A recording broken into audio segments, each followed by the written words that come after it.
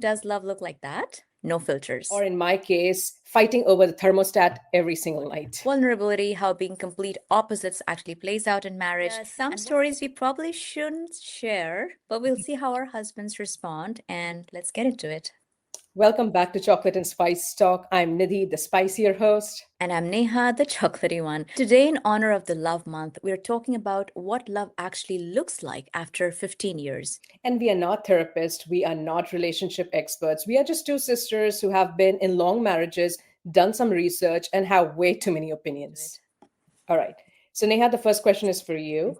What did spark mean to you in year one versus now? I think we've both talked about the kind of marriages we've had, arranged marriage, which automatically kind of often suggest like there was no love and you just got forced into marriage, which in either of our cases is not true. We very much made the decision to marry the person that we married. And so for me, the first year was really how I imagined the first year is going to be. Like I was very young. I was in my, I think, midish 20s, and my husband was young, and we really explored different places while learning about each other. We had just come to the US together as a couple, and there was so much to learn about, just our personalities, because again, remember, it was arranged management. We knew each other for a few months, but not really for years and years. So we were really discovering ourselves. And so that's like, if you want to call it a spark, it's a spark, but it was really know about each other, understand each other, and be okay with how we both are. And there were ups and downs in that, so we can discuss that later. And what does spark mean now? Now we know each other. Now we know, like, we can complete each other's sentences. I absolutely know what he's thinking. So he still hasn't figured me out, I think, but I am pretty confident I know him. And so spark in this case is like, we're just sitting together, we're just enjoying our time. Sometimes we go in a flow, we talk about things, we know exactly what we're going to say, and we're so comfortable. We can be in each other's company, not talking or talking, doing whatever we want to do, and it's fine. And I mean, I absolutely love that feeling.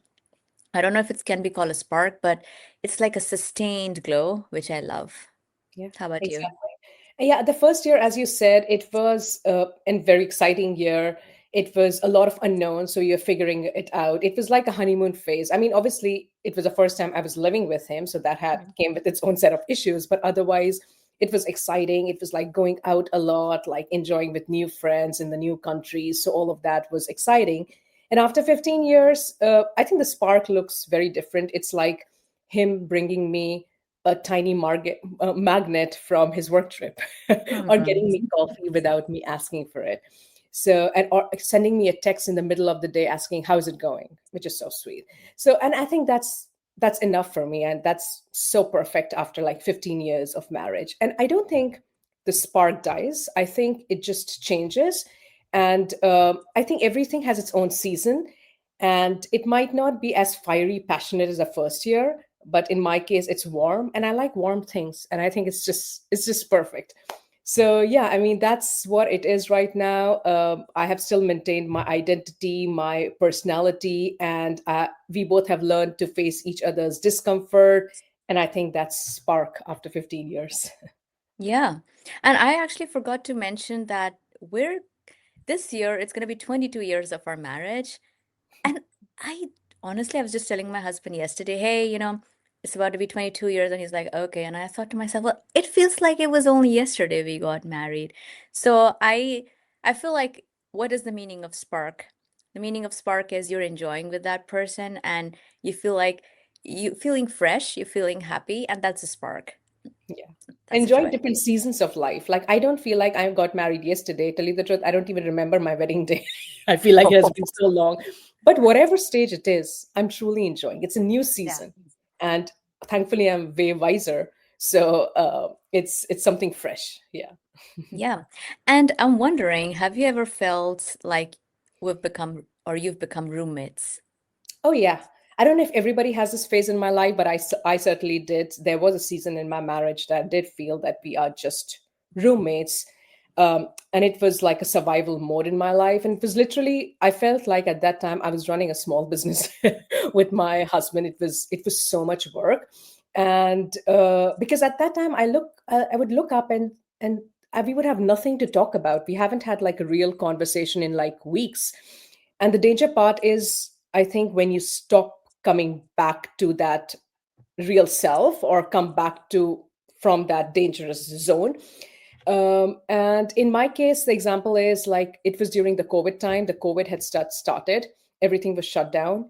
My son at that time had just turned 1 and he had just learned how to walk. I had lost my whole village. And when I say that, that means my nannies, my daycare, all the support system. We both were working from home, taking care of a toddler or a baby.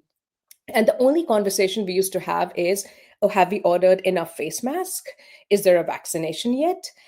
Can we find a good way to get groceries delivered because we cannot go? And it was like, at the end of the day, I just felt like we were so in the same space all the time, because we went from like going into work and missing each other for like 8 9 hours to always being surrounded by each other. I just felt like it was just roommate. We had nothing to talk about. We were so into each other's space.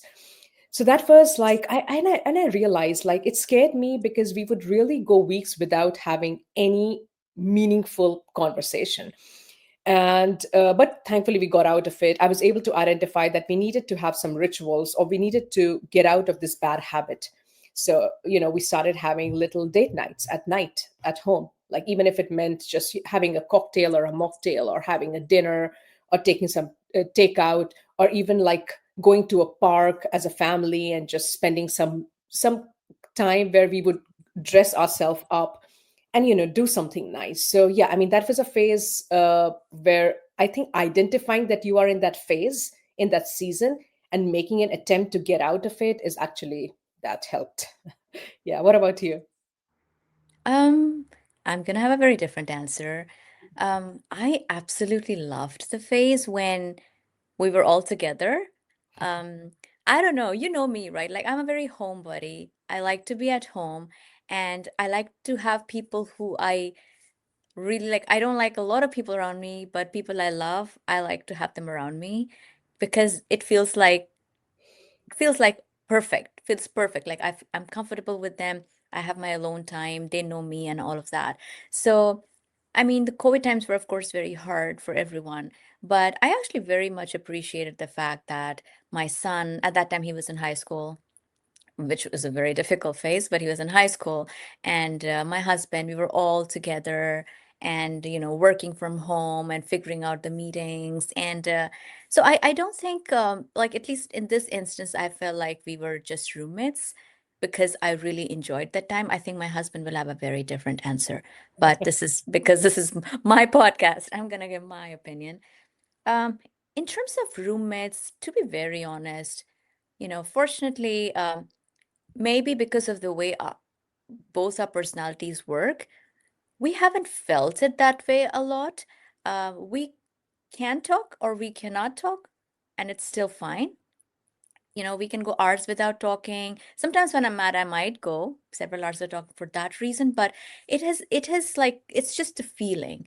It's a feeling that I care for this person. He's my romantic and my friend, romantic partner and my friend, and just a partner in every sense of the word, and we're good. And then, no matter what situation in life we are, we try to share more than the typical things.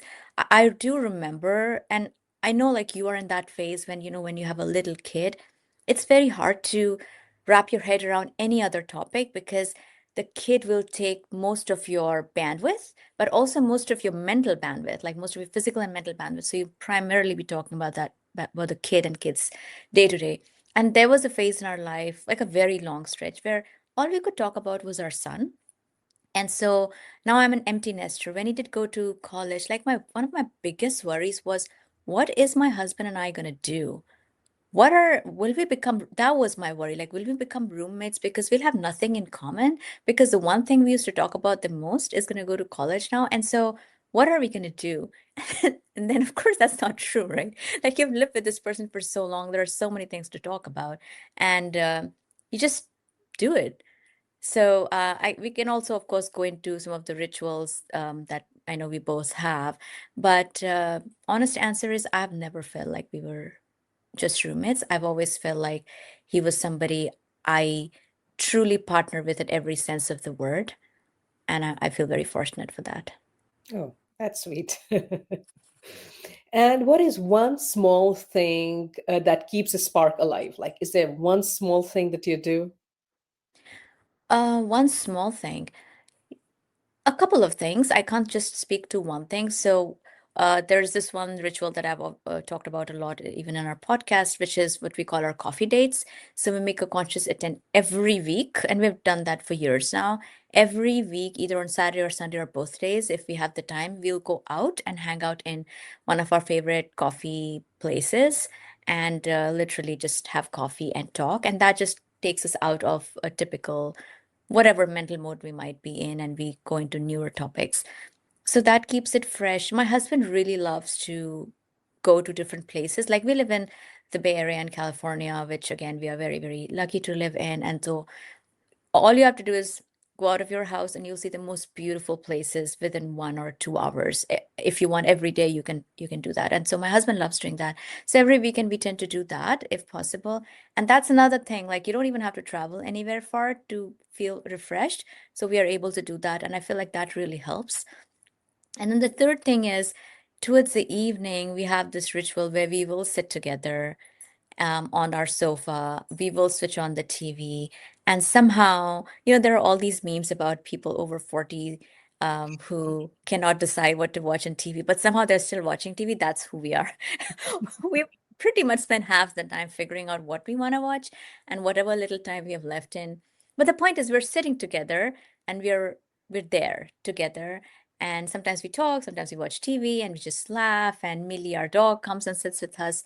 So I know I started rambling a bit and you were asking for one No, simple trick. that's fine. It's perfect. Like you are in different phase of your life. You are an empty nester, so you have a lot of space. Like my answer is going to be eye contact. Like Yeah. if there's one thing, Oh, because I'm so overwhelmed and so busy, and we are like so busy with our own lives, that one thing that I've my ritual is trying to have eye contact. Like for example, my husband comes late from work, and at that by the time he comes back 7:38, that's my workout time. And I'm working out, he come back, he wants to tell me something, he'll come in the room where I'm working out, he start talking about his day, and internally I am getting so freaking frustrated. It's like, I just need to finish my workout. I only have 40 minutes. You are rambling about something at work. But at that time, I keep my dumbbell down and I give him like 20 seconds of my eye contact, like undivided attention. It's like, I haven't seen you all day. You've been out of home from 9 a.m. The least I can do is give you eye contact, like 20 seconds to know that you are my priority. I am here. I'm listening. So that is something that I'm very meaningfully started doing. Initially I would like keep doing my thing, and dumbbells and lifts, and he would be mm, keep speaking, and I know he knows back of mind I'm not listening, and I'm really not listening. So that really helps. And then one other thing is, I'll give you an example of one, like keeping doing something spontaneous also keeps a spark alive. Like the life becomes so monotonous that if you do something out of ordinary, it's like, oh my god. And I'll give you an example. Like a couple of weeks back, we had this Texas freeze, and so he had to go into work one day where the freeze was not over yet, so like roads were still slippery. And he went into work, and he goes into work every day, and I never tell him, hey, when you reach office, text me. I mean, it's a habit, you don't say that. But that day when he was going, I say, hey, when you reach office, just text me that you're safe. And I could see his face like lit up, and he was like, oh my god. And he didn't say anything, but it was so clear on his face. It's like, oh my god, you care so much that you told me to text and tell me that you reached safely. So I was like, oh, that's so sweet. We both mhm. like smiled at each other. It was like, meaningful interaction, which showed that you care. And I think that's one of the coolest thing ever. Yeah. And I think like that's a trick. Like, of course you care for your partner, but often we forget to show it. Mhm. And my husband particularly is very good at doing that. Like he is a caring person, but very importantly, he shows that he cares. like in very mean in my opinion, in very meaningful ways. Like I have never received a single gift from him, which was another topic of our discussion before.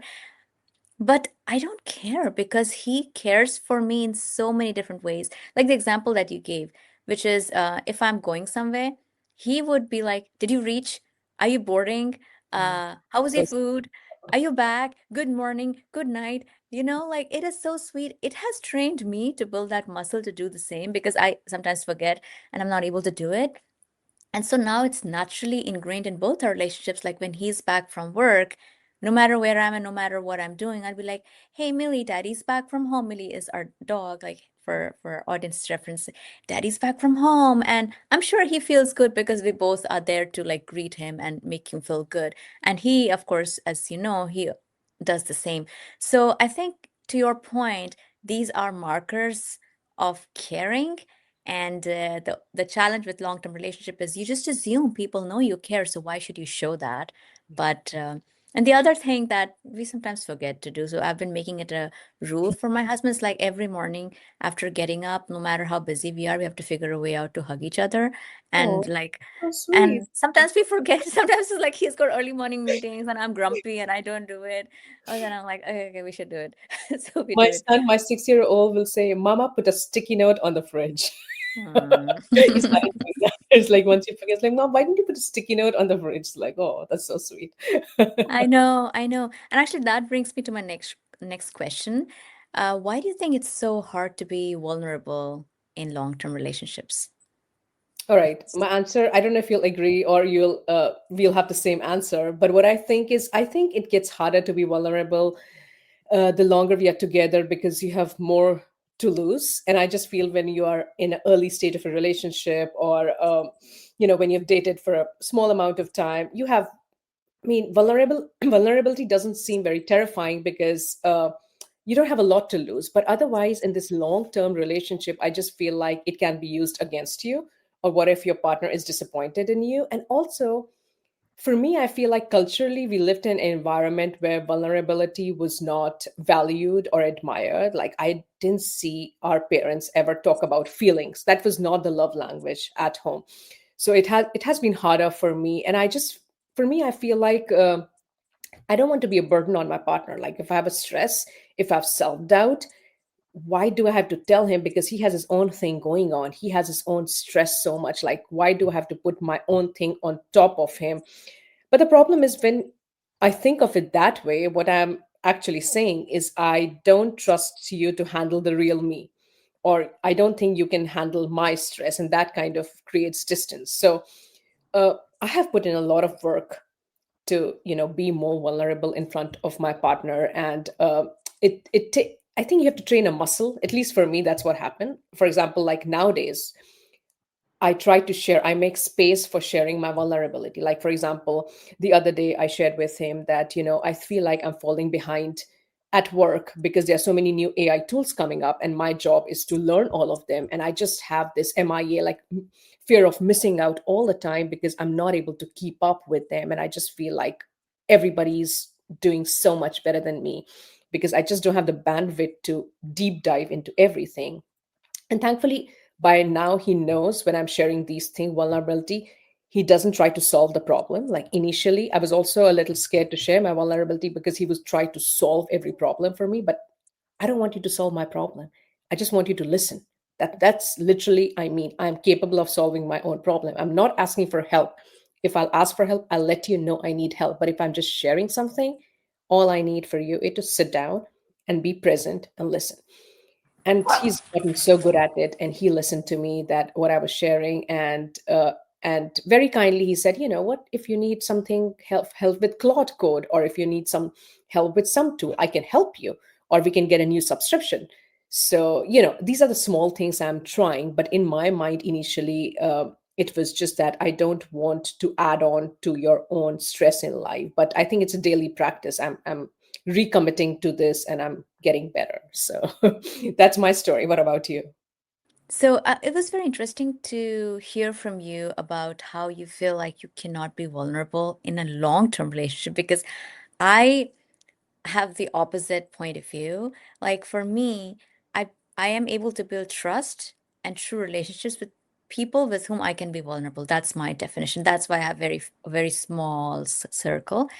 And my husband is my number one person who I can be vulnerable with. And in fact, in the earlier years of our marriage, also because we had our son pretty early, like by the second year, we didn't have enough time to be truly vulnerable. And also, I was still discovering myself, right? I was still pretty young. I was discovering myself. So we were figuring stuff out. But over the years, we both have figured ways out to be more and more vulnerable with each other. Um, like we don't mind sharing what we perceive as weakness or issues in ourselves, and of course, our strength and what we're proud of. Like, in fact, the way it started was in one of our coffee chats, or maybe when we were sitting together, I was like, hey, do you want to hear what I really think about this situation and how you handle it? And he was like, yeah. And then I just really straight up gave it to him, and he handled it really well. He was like, tell me more. And that gave me the confidence to know that he'll be okay if I were to give him real feedback about anything, like truly tell him my thoughts. And he does the same thing. Of course, I feel like sometimes I get far more defensive than he gets. I'm like, I'll actually start explaining. I mean, I can see you get defensive, but sure. But the point being that, we both feel okay, and we both feel secure enough to be able to do this kind of conversation. And I really believe that, being vulnerable is, if not a hallmark, is probably a great marker for a long-term relationship to be warm and smooth and full of sparks, as we were discussing. And I don't know what else to say. I mean, truly, like for me, I really don't mind letting him see what I perceive as are my bad sides, because he just never makes me feel bad about it. He really does not. And he used to in the past, like it's been a learning experience for him. Like over the time, he has matured and he understands that I am not this person, this perfect person, and that it is totally okay. Like in the past, he used to put me on a pedestal and he'd be like, oh, you can do this or you can do that. And I said, no, I cannot. You do realize for me to do this much, I have to work this hard or I have to give up this much. And that was a part of vulnerability where instead of letting him continue to feel like I am this person who can really handle everything and do everything, I let him see that it takes a lot of effort and that I'm not superhuman, that I'm not amazing or great at all, that it is really either trying or failing or just like coming up with different strategies. So once he learned that, he was appreciative of that. So that's what keeps, I feel like, our relationship more honest in terms of feelings. But you're right, like we were never conditioned for it. Yeah. We have not grown up in an environment where if you're going to go tell your weakness, people will be like, oh my gosh, I really get it. You know what? It's okay. Almost everybody would be like, let me tell you how to fix it. And that's the cultural environment that we have grown up in because we have grown up in this culture of excellence. But like, I feel like what in a trusting relationship you need to do is be okay. Like, I'm totally okay. I know my husband's not going to change. Like, he's at an age where it's unlikely he's going to change. I'm probably not going to change a lot, and we're okay. Yeah. Yeah, I mean, I don't know why I used to get, I mean, being an extrovert, you would think that being vulnerable would Yeah. be easy for me. I mean, I am vulnerable, but maybe coming from a husband, I used to get defensive. I don't know what the real see it. We have gotten over it, but I just felt like I used to get defensive, and we both used to get defensive. So in your case, at least your husband didn't get defensive, so you saw him behave a certain way. So it's like, all right. Yeah. In our case, both of us got defensive, and as we got older, we realized that's not healthy, and now we are at a stage where we can share. But I think initially we both were so stuck up with our own things, our own life, that it was hard to see the other person's point of view. But with age, I think we have grown. Yeah, yeah. And that's where, like, just to quickly complete the thought, that's where I feel like ego comes in between as well a lot, where I used to be like, okay, I am expected to be this person. This person thinks this about me. Now I must be this model of perfection or whatever I Yeah. have created in my mind. And that's my ego. And like the moment I give that up and let that person be, see that, and then, it happens. Like we're all humans. So it's like my husband will be like, hey, but you behave a certain way. And then I have to explain to him, yeah, I did. And here it is, without being overly defensive, and say, but that's how I am. Like if you think, I'll give you a more concrete example because we're planning to be super open, which is like I can be very decisive. Like you wouldn't think looking at me that I can be decisive, but I'm incredibly decisive. Like I'll come in and be like, "Yep, this is it." And but that same decisiveness, which helps me in certain situations, also may make me feel like I am too abrupt. You know, especially in emotional situations where you expect things to be well padded as you talk, I might just say it.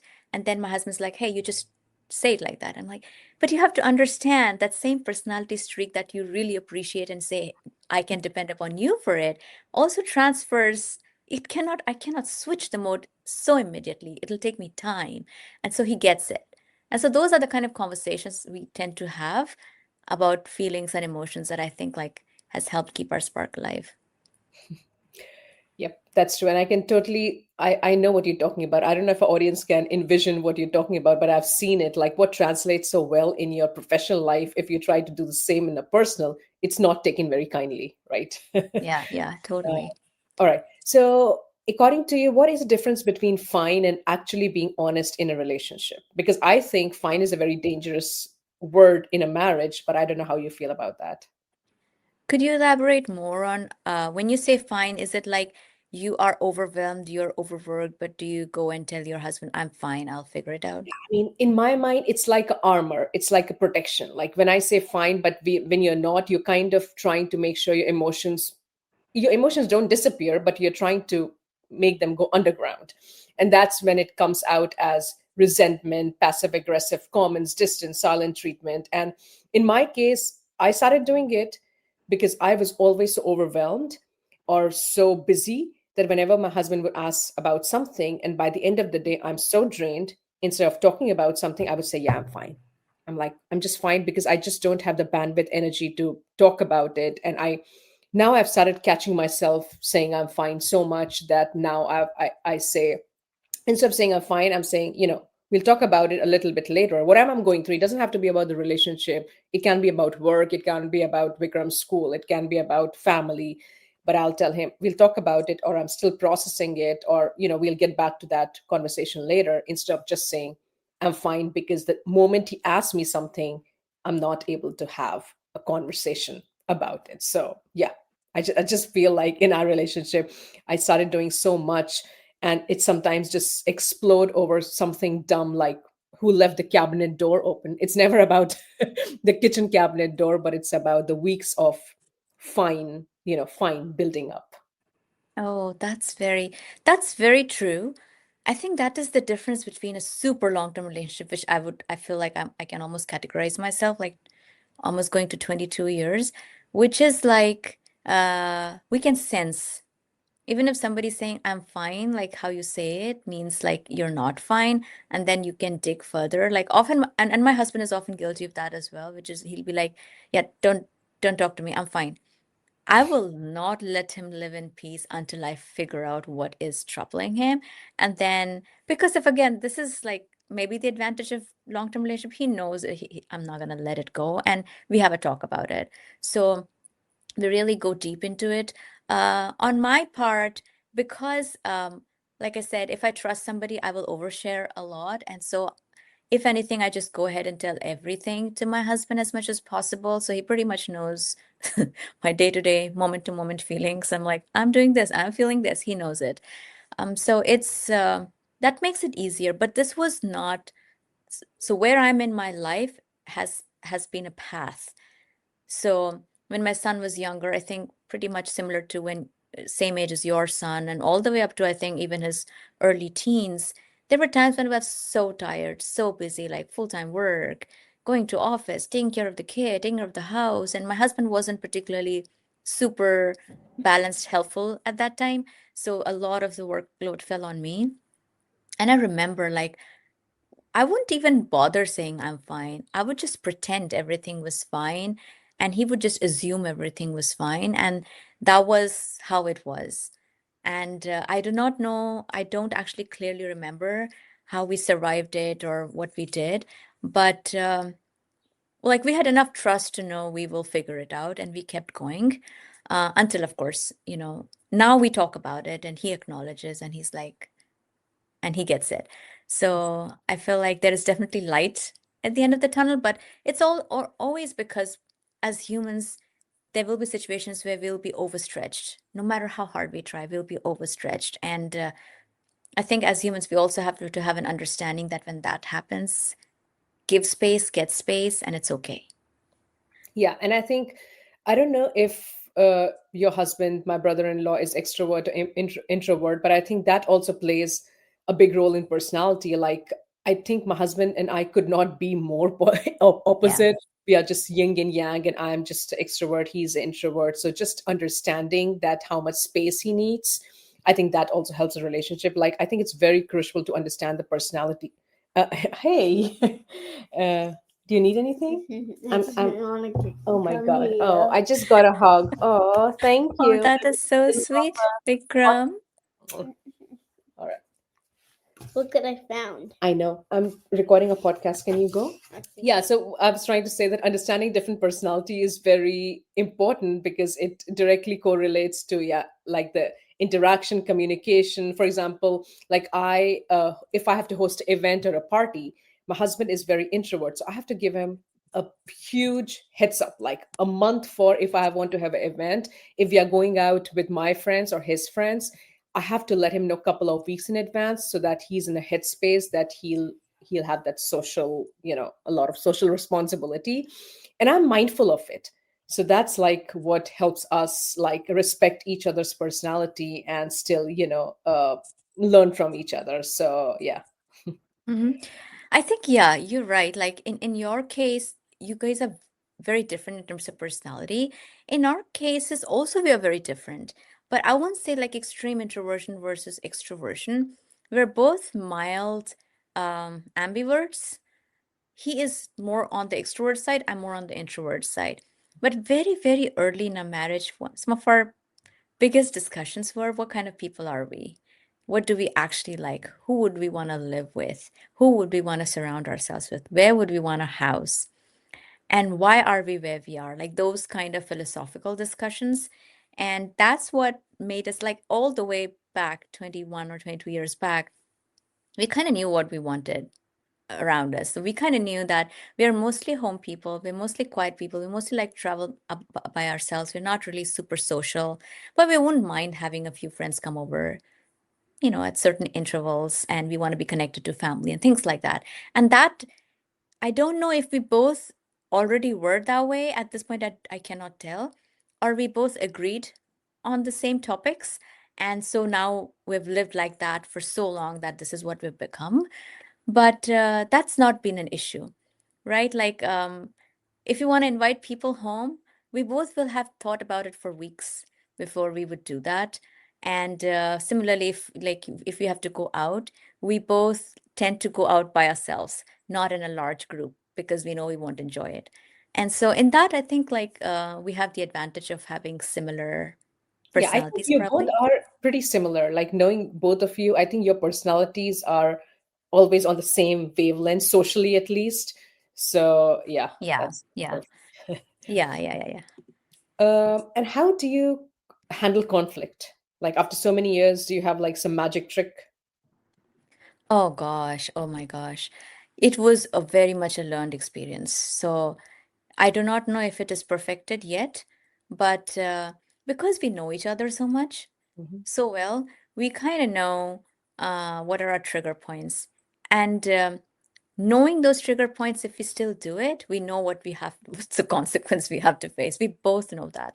And so we both know how to handle it. So it's a very educated conflict, you can almost say, where, we will often talk about some purchases, for example, or if we don't want to go out to the same place, or some other personal stuff that I don't want to share on the podcast, but areas like that where we both are very different in our thought process. And so anytime we talk about that topic, we're going to have a massive fight, unless we both agree to disagree.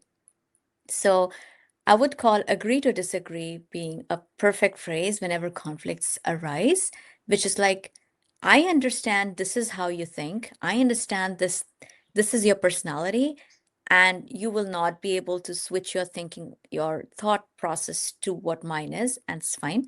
And this is mine. And I'm going to continue believing in this. And then, because a lot of the decisions in the house are taken by me most of the time, like it's my decision.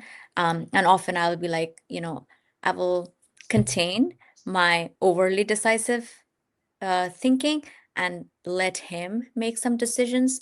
And so that's how it is. So one is agree to disagree, which is just like we're fine with different thought process. And second is we really try to not let our anger continue for too long. And because I am more of the chatty person in the house, believe it or not, so he must really be quiet. I don't know. Anyway, so it's really up to me. Like if we've had a conflict, if I've not internalized it too much, I will say something and the conflict will be diffused, or we'll hug in the morning and the conflict will be diffused. So that's why we have those rules in place, which is like get up in the morning and you got to hug each other. Because if you have slept angry, at least that's kind of gone. Like physical touch really makes you get over all of that. And then a nice, good talk over coffee really helps. So, did I have any thoughts? Like, yeah, Yeah, disagree, that's agree to absolutely. disagree, Yeah. and hug. Hug. And I read somewhere that 6 positive physical touches a day keeps the connection going, and it doesn't have to be like sexual or romantic. It can just be like touching the shoulders, or touching the back, or just texting, or just letting the person know that you are there. And then it's also said that 6 seconds of a kiss, 10 seconds of hug, like produces that feel good hormones that keeps, like, the relationship, that spark going. But coming back to the conflict thing, I am the naturally mean person in a relationship. So I'm the person who always says, "You always do that." I'm that kind of person. When I get like annoyed, and you know that very well about me, when I get annoyed and mean, I'm like, "You always do that," and I'm not very kind. Again, I've learned, and I'm learning that doesn't help anybody, and that doesn't help a relationship. So I have been training myself to always assume good intent. So even when I get angry and there's a conflict, and I expect him to do something he didn't do, I tell myself, and I remind myself of the goodness inside the person I choose to be. So it's like, all right, he didn't do what I asked him to do, but he's still a good person. He probably is busy. He'll get to it. So, that reminder that your partner doesn't intend any ill will.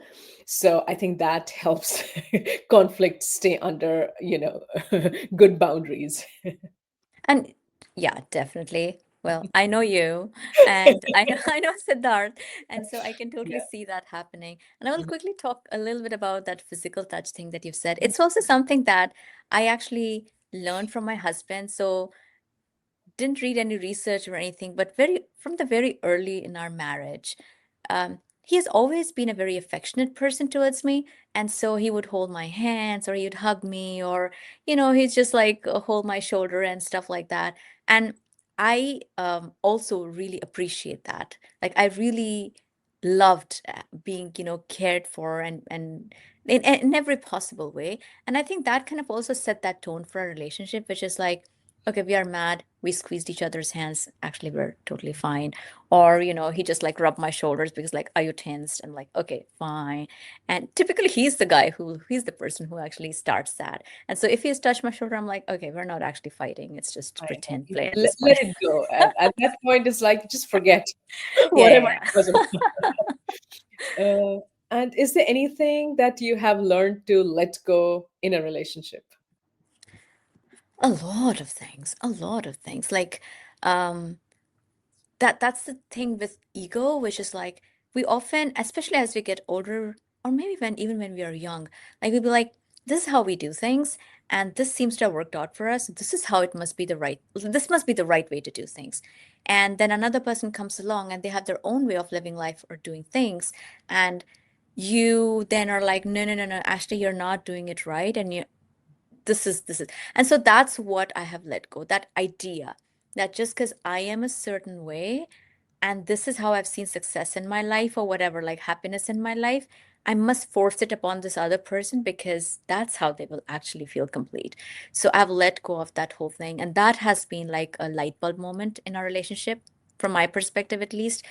I will say he still struggles with that. He still tries to, is like, you should be this person. I'm like, no, thank you.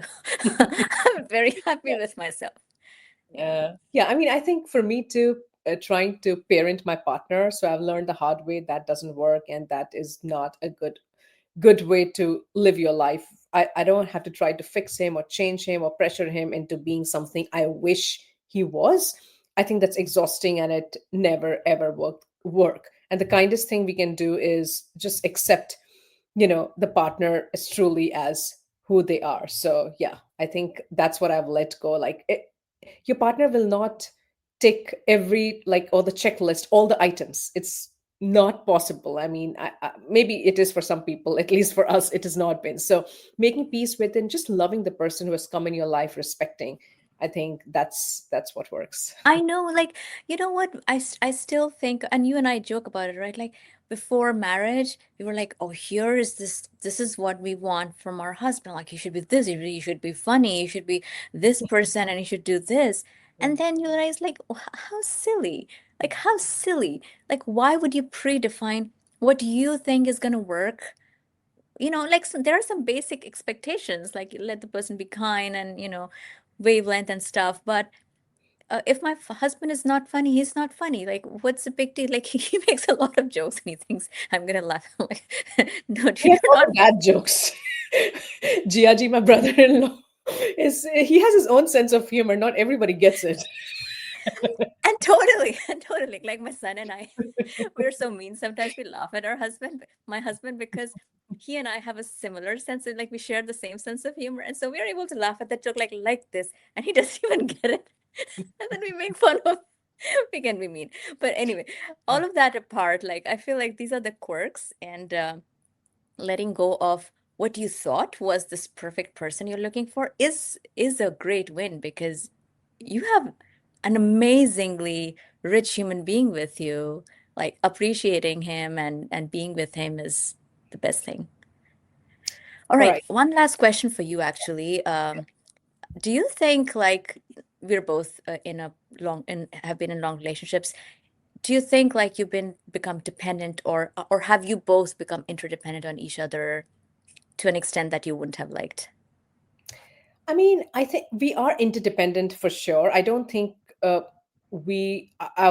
don't think there's a stage where I won't function without him. So it's like healthy interdependence, I think, is a part of sharing your life with somebody. Like, I choose to share my life with you, and so you have some responsibility, I have some responsibility. I cannot do this life alone, and I choose not to do it alone. So we have a partnership, Yeah. and we own certain aspect of life, and that is perfectly fine. And that is why I decided to get married. And after 15 years of knowing each other, we definitely are interdependent, and we handle different things, and it's natural in a partnership. We divide and conquer as a parent. But again, as I said, if he were to go on a work trip for a couple of months, I'll figure things out.